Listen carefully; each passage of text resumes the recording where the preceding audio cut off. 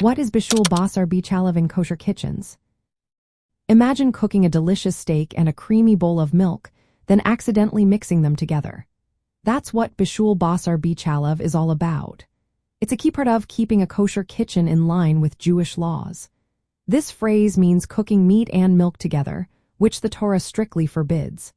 The commandment is based on the verse that says not to cook a kid in its mother's milk, mentioned 3 times in the Torah. This law isn't just about cooking.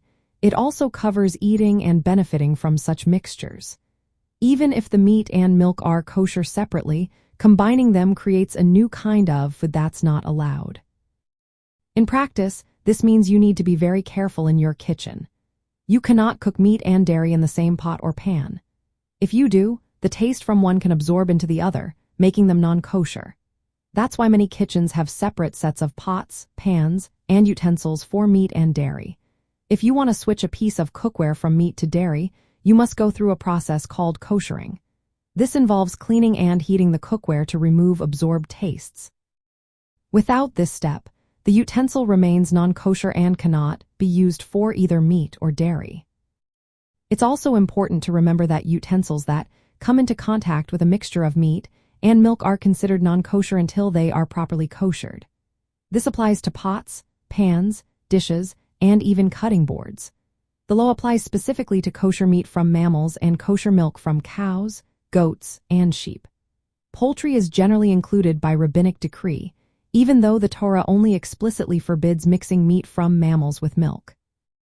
Neutral foods like fish, eggs, fruits, and vegetables are only considered parva if they are not processed with meat or dairy equipment. Designating meat cookware in a kosher kitchen is essential to follow these laws. You need separate sets of pots, pans, and utensils for meat and dairy. Label them clearly so there's no confusion. This separation helps prevent accidental mixing during cooking or serving.